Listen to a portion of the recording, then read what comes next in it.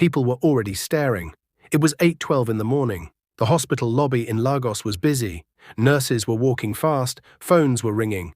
A security man was telling a patient to sit down and wait for the doctor. A man dropped to his knees on the cold white tiles. He didn't even care that the floor was dirty. He didn't care that his trousers were already torn at the knee. He didn't care that people were watching. He just knelt there, lifted both hands up and cried, "Mimi! Mara, please!" His voice broke when he said their names. Tears ran down his face and into his beard. His hands were shaking. Everyone slowed down. A nurse whispered, "Is that their father?" But nobody answered because nobody knew. The twin sisters stood there like stone. Mimi and Mara, 25 years old, dark-skinned, slim, smart, steady. Identical faces, identical eyes, identical sharp jawline. Even their hair was packed the same way. They were wearing white lab coats and their hospital ID cards, stethoscopes on their necks, clean, calm, strong. They did not kneel with him. They did not hug him. They did not smile. They just looked down at him, and in that moment everyone could feel it. The pain in the air was louder than the man's crying. "Please," the man begged, his forehead almost touching the floor now. "I am sorry. I didn't know. I swear I didn't know it would be like this. Forgive me. Help me. Please help me. They said you can save me." People in the lobby were pretending not to look, but they were all looking. One nurse held her hand over her mouth. A junior doctor stopped walking and watched, confused, because it didn't make sense. Why would a grown man in ragged clothes be crying and begging two young doctors in the lobby like this? Why was he calling them by name? Why were they not answering him? Why did his voice sound like he was not only afraid to die, but also afraid to be hated? Mimi finally spoke first. Her voice was soft, but it felt like a knife. "Get up." The man looked up at her with red eyes. "Mimi."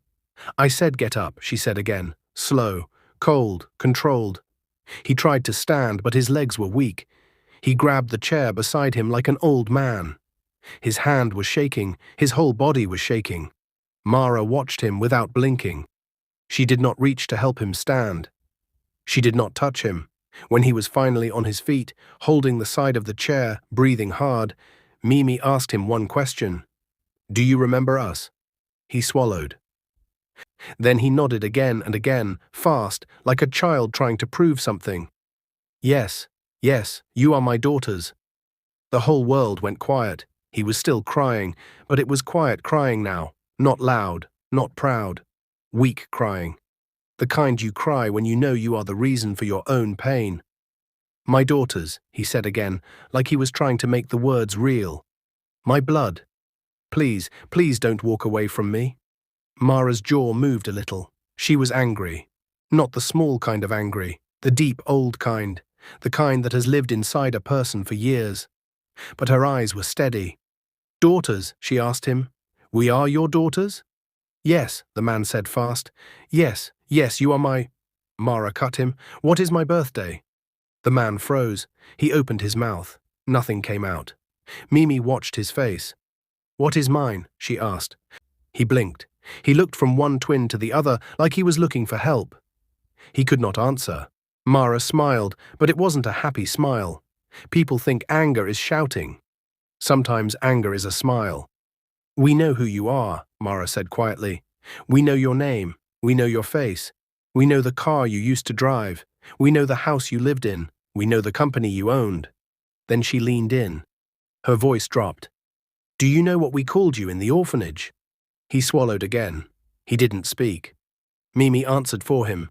"We called you the driver, not Daddy. Just the driver.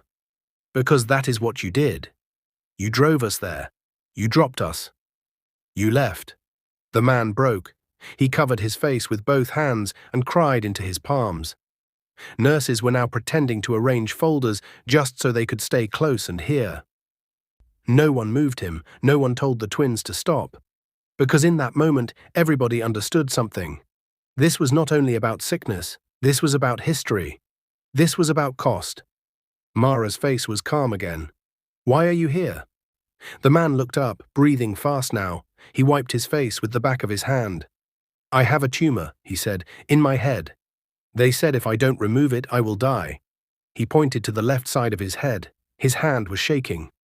I don't have money, he said. His voice cracked on money. Everything is gone. I lost everything. I was scammed. I was stupid. I trusted wrong people. I lost my house, my cars, my company. I am staying in one small room in my brother's boys' quarters now. I don't even have... He swallowed. I don't even have money to eat good food. His voice went small. I heard about you, he whispered. Somebody told me you are doctors now, both of you. That God helped you, that somebody took you in when you left us, Mimi said. He nodded, crying again. Yes, he said in a whisper. Yes. When I left you. Silence. Only the hospital sounds in the background. Mara folded her arms. And now? He looked up at them with eyes full of fear, fear like a child who knows fire is close. And now, he whispered, I am begging you, please save my life. His voice shook. I am sorry, I am sorry, I am sorry, I am sorry for everything. Please don't let me die. The twins stood there, side by side like mirrors. They were breathing, but slow. You could not tell what they were thinking. You could not tell if they wanted to hug him. You could not tell if they wanted to walk away. You could not tell if they wanted to hurt him with words more. Then Mara said something that no one in that lobby was ready for. Her voice did not shake, her eyes did not move. Follow us, she said. The man blinked. You will help me. Mimi turned and started walking down the hallway. Mara followed. The man almost fell while trying to go after them. He couldn't believe it. People in the lobby started whispering fast now. They are going to help him? Is that really their father? Why is he dressed like that? He looks like a beggar. Doctors? Those twins are doctors. The security man shook his head like it was a movie. The twins walked like professionals. They did not talk to him on the way. They did not slow down for him. They just walked, and he tried his best to follow. He was limping a little. His breathing sounded heavy. At one point he stopped and held the wall like he had pain. Mimi turned and looked at him with a blank face. Are you dizzy? She asked. He nodded. How long have you had the headaches? She asked. 4 months, he said. Sometimes I see double. Sometimes I can't stand up straight. Sometimes I fall. Any memory loss? Mara asked. He let out a weak laugh. You are asking me memory loss, he said quietly. I could not even say your birthday. No one smiled. They reached the exam room. Mimi opened the door. Mara stepped aside so he could go in. He stopped at the door and looked from sister to sister like he still didn't believe this was real. He looked like a man who fell from the sky and didn't understand the ground anymore. Sit, Mimi said. He sat, slow, careful. Like he was afraid the chair would reject him. The room was bright, clean, cold air, machines, metal table, white walls, the smell of sanitizer. Mara put on gloves. Mimi washed her hands and dried them. They moved like doctors. They did not move like daughters. Listen, Mara said, standing in front of him. We are going to check you. We are going to see your scans. We are going to talk to neurology. If it is something we can take out, we will take it out. The man covered his face again and cried from relief. Thank you, he said. Thank you, thank you. God bless you. God bless you. I knew you would not let me die. I knew my daughters. Mimi cut in, sharp. Stop. He froze. Her eyes were hard now. We are not doing this because we are your daughters, she said. We are doing this because we are doctors. Mara leaned on the table and looked right into his eyes so he could not escape. After this, she told him, when you are healed, you leave. You don't call us. You don't tell people you have 2 daughters that are doctors. You don't try to claim us. You don't try to be daddy now. Her voice was like ice. You don't get that. The man opened his mouth and nothing came out. His face changed. His hope dropped a little. He looked like somebody just took sunlight away. I can change, he tried to say. I can be better now. I learned. Life taught me. I was stupid back then, I know, but I can try again. Mimi shook her head slowly. She didn't raise her voice. That made it worse. No, she said. He swallowed. Please, he whispered. Please, please. Please don't shut me out.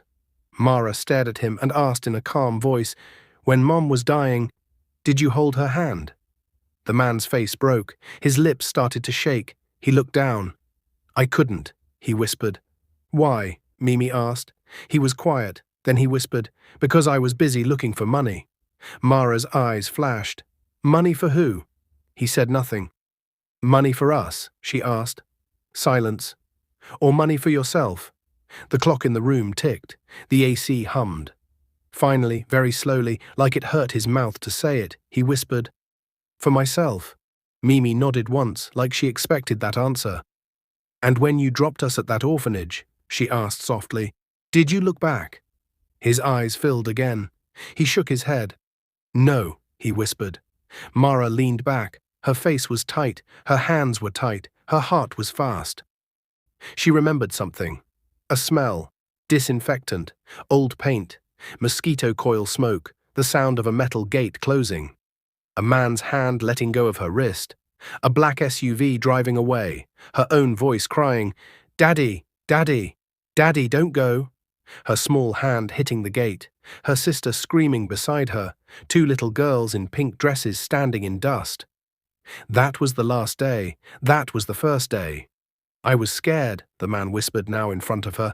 I thought I could come back later, when I had more money, when I fixed things, but I never came back. I am sorry.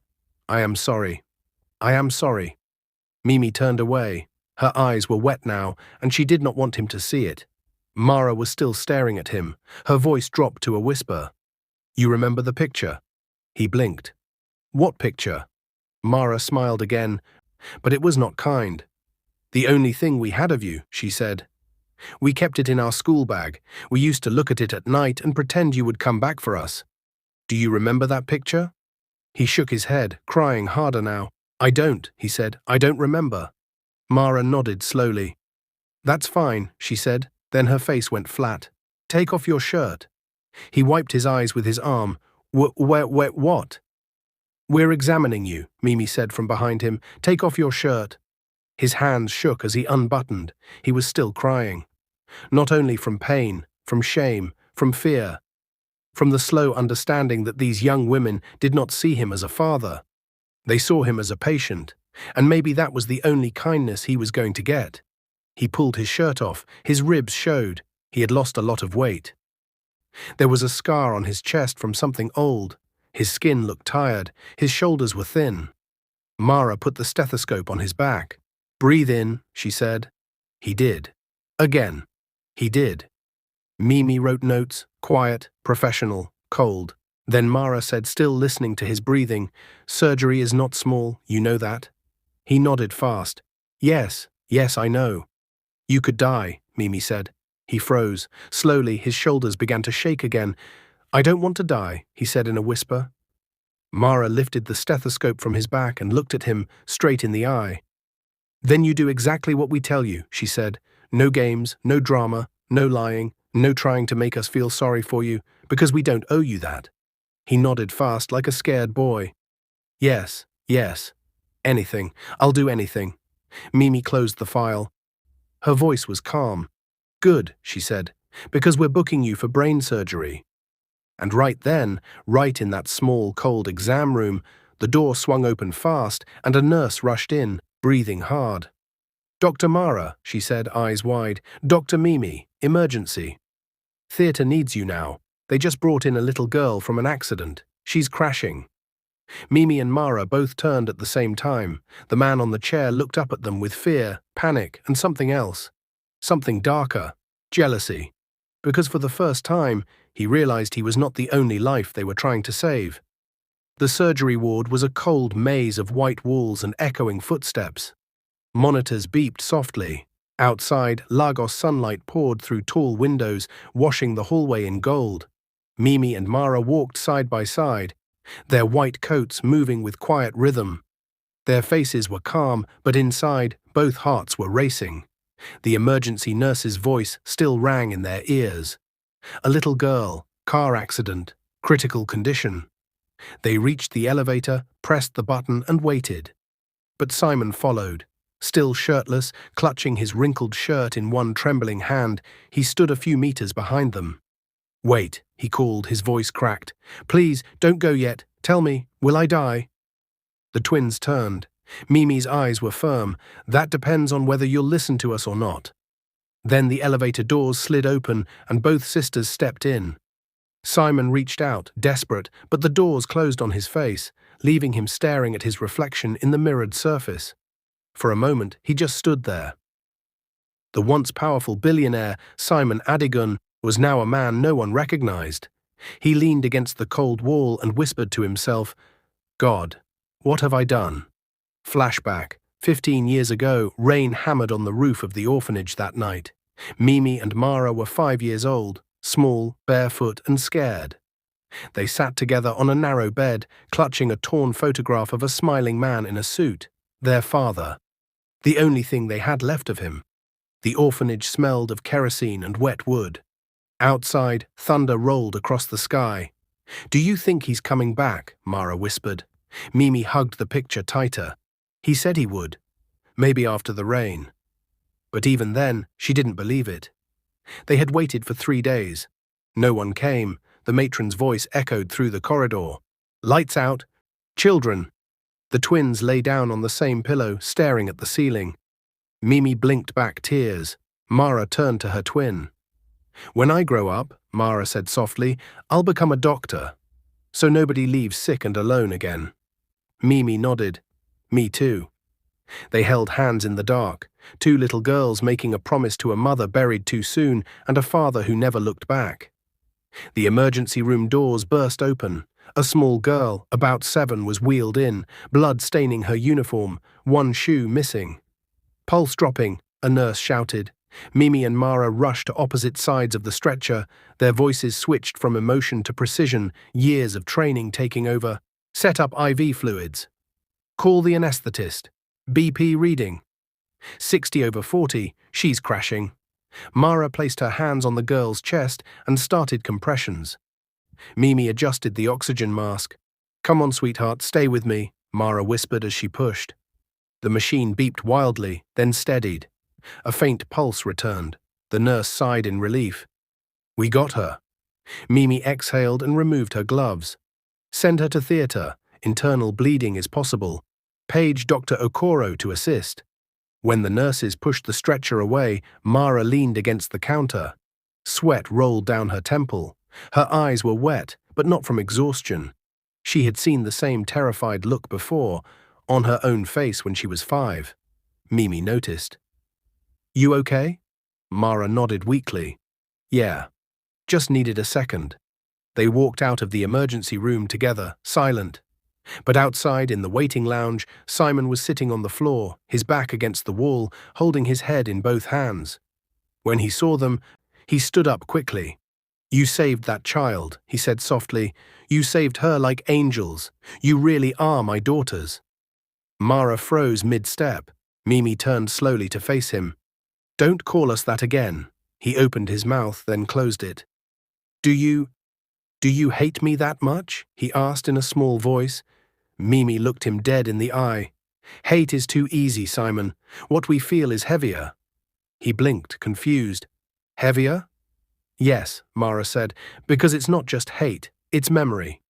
He lowered his head. Silence stretched between them like a wound that refused to close. Then Mara's phone rang. She picked it. Yes, Dr. Mara speaking. She listened and nodded. Okay, we'll prep him tomorrow for pre-surgery scans. Simon's head snapped up. Tomorrow? Mimi crossed her arms.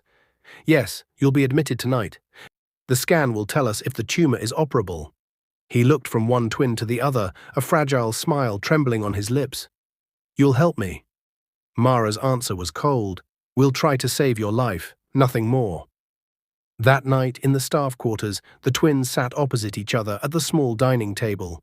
The only light came from a single bulb. Mara stirred her tea, but didn't drink. Do you think we're doing the right thing? She asked quietly. Mimi leaned back in her chair, staring at the ceiling. I don't know, but I know what Mom would do. Mara looked up. She'd save him, Mimi said, not because he deserves it, but because she believed kindness was power. Mara sighed. You sound like her. Maybe that's all we have left of her, Mimi said softly. A long pause, then Mara whispered, "What if he dies during surgery?" Mimi's jaw tightened. "Then we bury him with what's left of our anger." Meanwhile, in a dim, rented room across town, Simon couldn't sleep. He sat on a mattress on the floor, staring at the ceiling. His mind replayed everything, the twins' cold eyes, their mother's voice on the day she died. He could still hear Agnes's last words in the hospital. "Promise me you'll protect them, Simon. Promise me." He had promised, and then he had broken it. Tears rolled down his cheeks. He coughed hard, clutching his head as a wave of pain tore through him. He reached for the plastic bag beside the bed, his medication, but his hand shook so badly that the pills scattered across the floor. He fell to his knees, breathing heavily. "God," he whispered, "don't let me die before they forgive me." Outside, thunder rolled in the distance, like the night he left them. The next morning, hospital lights flickered on as the day began. Simon arrived early, weak but determined, clutching the referral paper. The guards at the entrance almost didn't let him in until he showed the letter signed by Dr. Mimi Adigun. He smiled when he saw their names on the page. Adigun, they had kept his surname. But what he didn't know, what no one knew, was that deep inside the hospital, behind those sterile walls and shining floors, someone else was watching him. A man in a dark suit, leaning against the wall near the reception. He lowered his sunglasses and smirked. "Simon Adigun," he muttered under his breath, "so you finally crawled back." The man pulled out his phone, typed a message quickly and sent it. "He's here. The twins don't know yet. I'll handle it." He pocketed the phone and watched Simon disappear down the corridor. A slow, dangerous smile crept across his face. Whatever was coming next wasn't going to be simple. The morning sun was bright over Lagos, but inside the hospital, the air felt heavy. Simon sat quietly in the waiting area, his head bowed, both hands trembling as he held a paper cup of water. The surgery was scheduled for the next day, and for the first time in years, he felt something like fear. Not of dying, but of dying forgotten. Across the corridor, two nurses whispered, "Is that the same man Dr. Mimi and Dr. Mara were talking to yesterday?" "Yes," the other one said softly. "They said he's their father. After all he did to them." Life is strange." Simon heard every word, but he didn't lift his head. His eyes stayed on the floor, the same way they used to stay on his phone back when he was rich, too busy, too blind. Then a shadow moved past him, a man in a dark suit, tall, smooth-faced, with eyes that didn't smile even when his lips did. He stopped briefly and looked at Simon. "Mr. Adigun," the man said. Simon frowned, trying to place the face. "Do I know you?" The man smiled wider. "Oh, you will. I was one of those men who believed in your gold mine investment. Remember?" Simon's heart skipped. His voice was small. "You lost money?" The man leaned close. "I lost everything because of you." Simon's breath caught. I didn't mean to. I was scammed too." The man chuckled softly. "I know, but some of us didn't get to recover. My family broke apart. My daughter died waiting for her school fees. So, you'll forgive me if I say, I'm not exactly here to wish you a fast recovery." Before Simon could reply, the man straightened up and walked away, his shoes clicking sharply on the marble floor. Simon's throat tightened. He looked around nervously, but the man had already vanished into the next corridor. He didn't even notice Mara approaching until she spoke. "Who was that man?" Simon jumped slightly. No one. Just someone who mistook me for another person." Mara didn't look convinced. "Be careful who you talk to here," she said flatly. "Not everyone who smiles at you means well." Her words echoed louder in his mind than she intended. Later, that afternoon, Mimi and Mara stood inside the doctor's lounge, reviewing Simon's MRI scans. Mara pointed at the screen. "The tumor is pressing against the optic nerve. If we don't operate, he'll lose his sight, maybe worse." Mimi crossed her arms. "We operate, but no emotional involvement. We're doctors, not daughters." Mara looked at her twin for a long second. "And after, when he wakes up and calls us his miracle?" Mimi's eyes hardened. "Then we remind him, miracles don't erase memories." She turned off the screen, But what neither of them knew was that their conversation wasn't entirely private.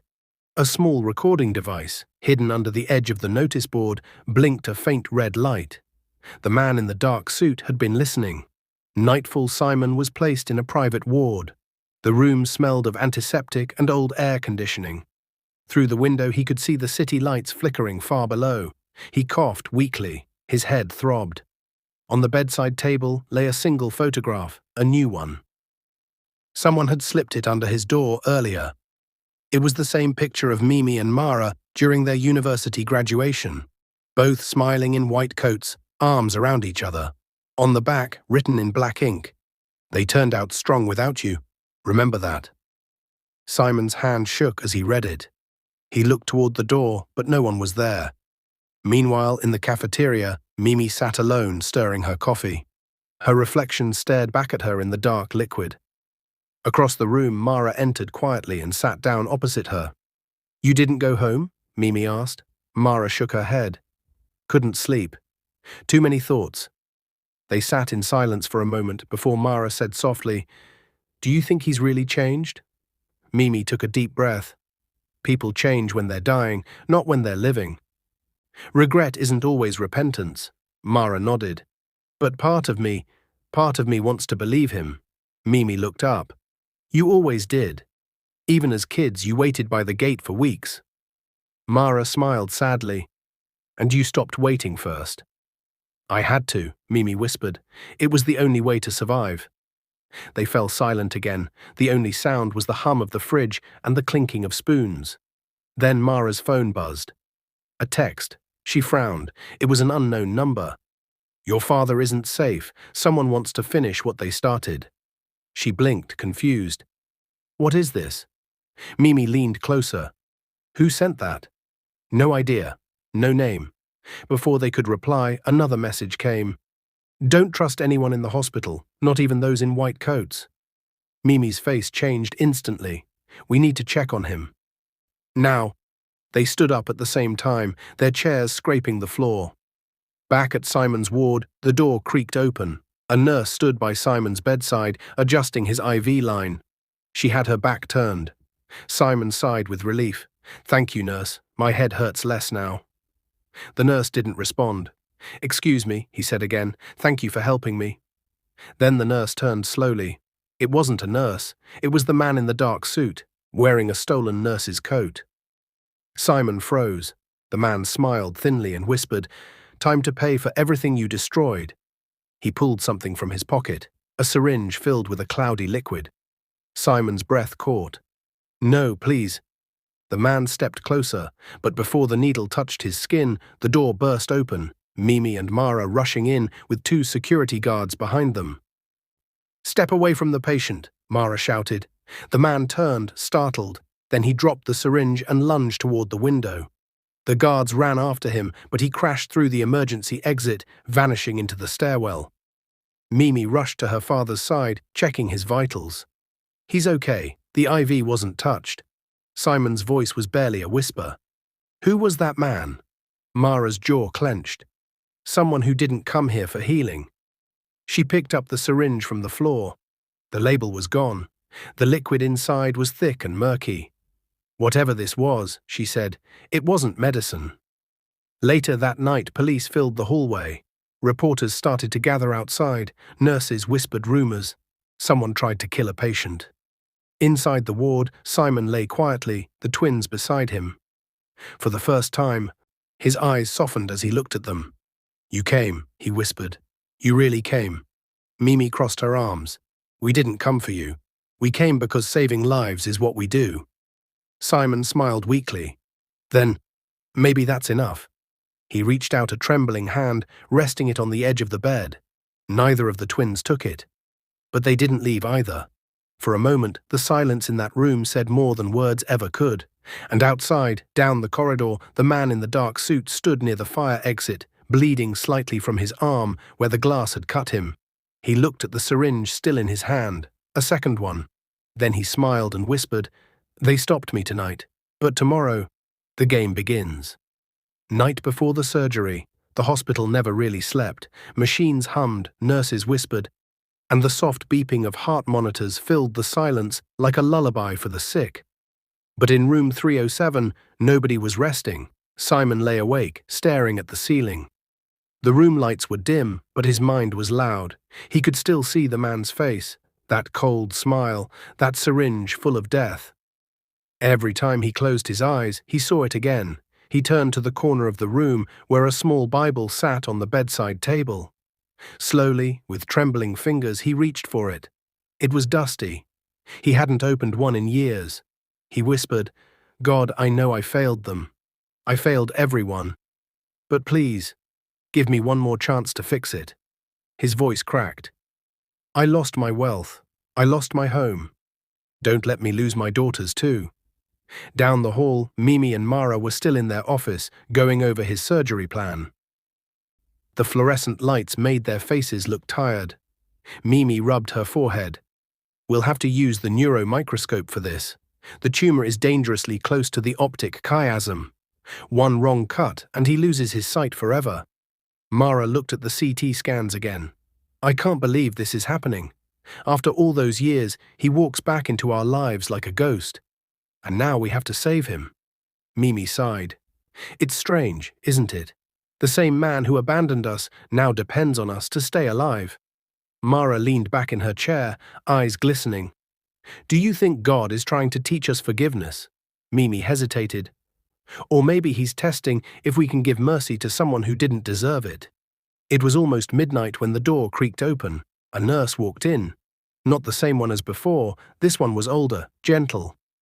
"Doctors," she said softly, "you should rest. You've been here all day." Mimi smiled faintly. "We'll rest after the surgery." The nurse nodded, but her eyes carried worry. "I heard what happened earlier, with that man pretending to be staff. Please, be careful. We've tightened security, but evil has a way of finding cracks." Mara frowned. "What do you mean?" The nurse hesitated, glancing around the room before leaning closer. "Your father's case, it's not ordinary. I overheard two men asking questions about him at reception. They said he owes them millions." Mimi's heart sank. "He's still in danger." The nurse nodded. "I think so." 2:13 a.m. Rain began to fall outside, gentle at first, then harder. The hospital lights flickered once, twice before steadying. Simon sat up, startled. A faint knock came from his door. "Who's there?" he asked weakly. No answer. He reached for the call button, but before his finger touched it, the door opened slightly. Then a voice spoke. "Relax, Mr. Adigan. It's me, Inspector Felix." Simon exhaled. Relief washed over him. The inspector, a calm-faced man in plain clothes, stepped inside holding a small notebook. "I heard about the attempted poisoning," Felix said. "We're investigating, but it looks like the suspect escaped through the basement exit. Do you know anyone who might want you dead?" Simon looked down. "Too many people." Felix studied him. "Anyone specific?" Simon shook his head. "I've made more enemies than friends. Investors, old business partners, even family members I disappointed." The inspector nodded slowly. "I'll post a guard outside your room tonight. Don't open the door for anyone."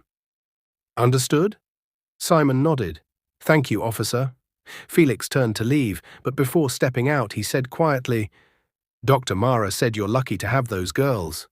Don't waste what's left of that bond." Simon looked away. "I already did." Morning, surgery day. The sky over Lagos was painted grey, heavy with clouds. Inside the hospital, the atmosphere was even heavier.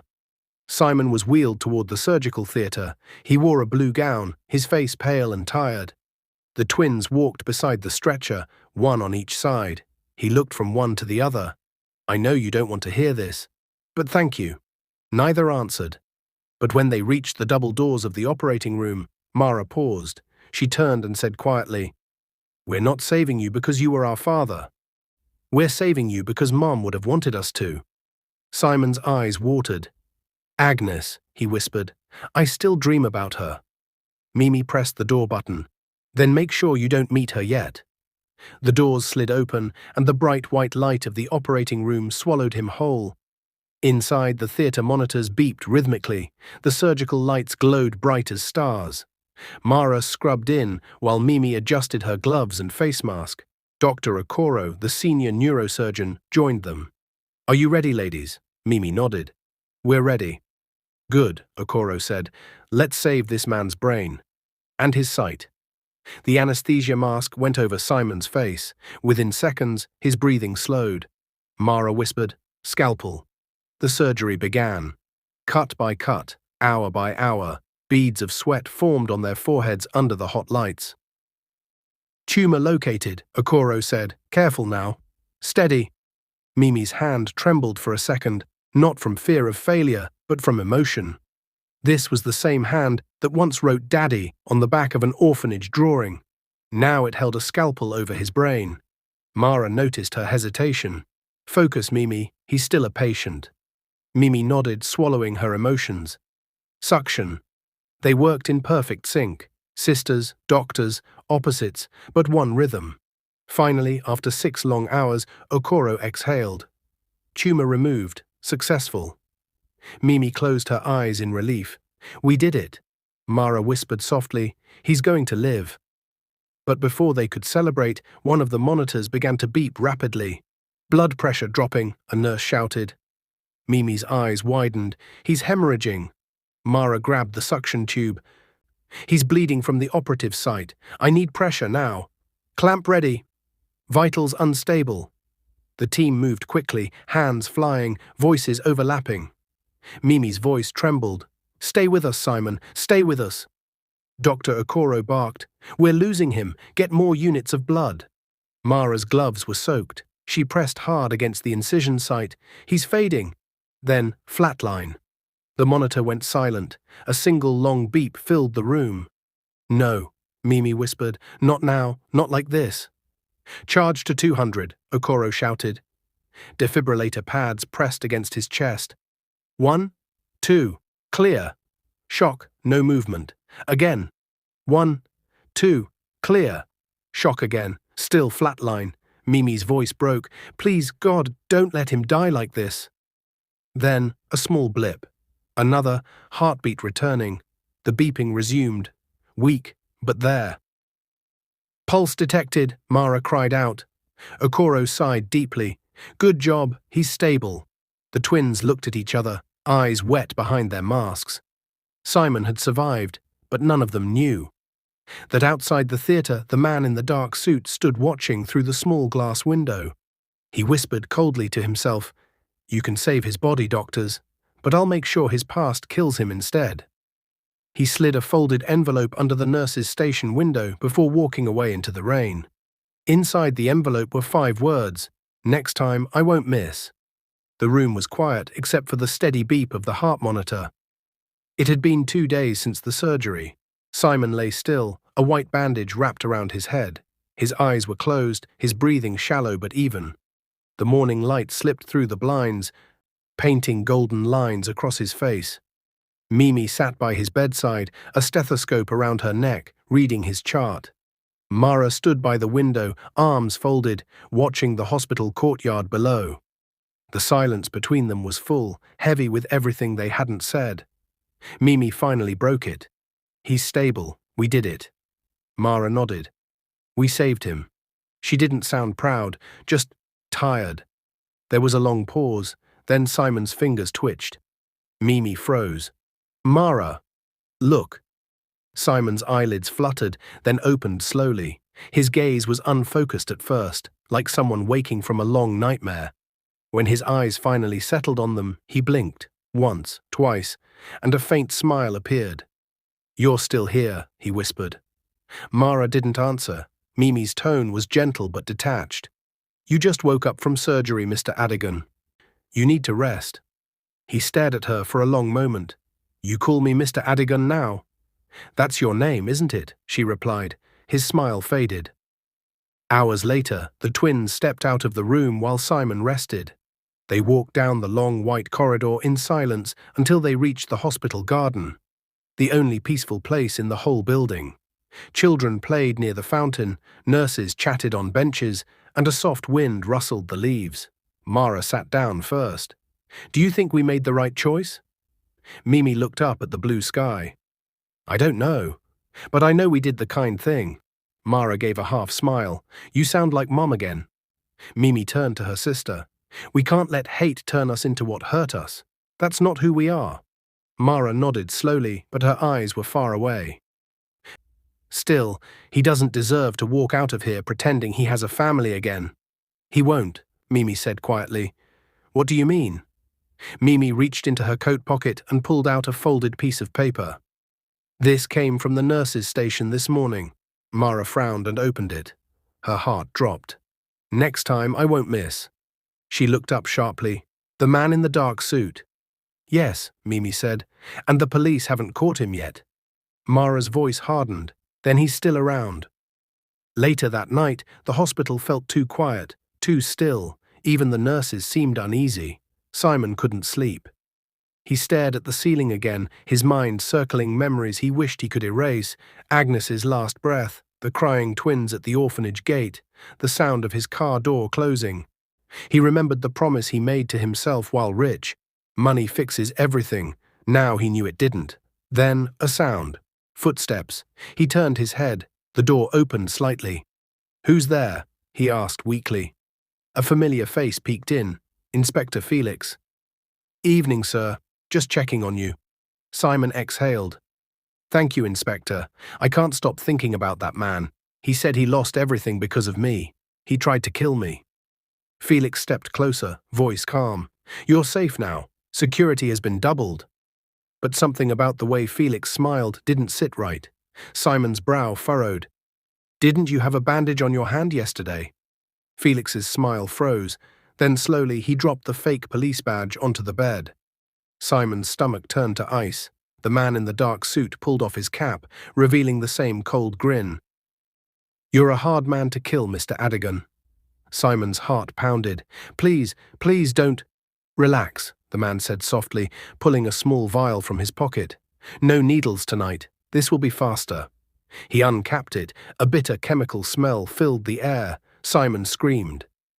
Across the hall, Mimi and Mara were finishing rounds when they heard the scream. They ran. By the time they reached room 307, the door was open. The fake inspector gone. Simon lay on the floor, gasping, clutching his chest. Code blue, Mimi shouted.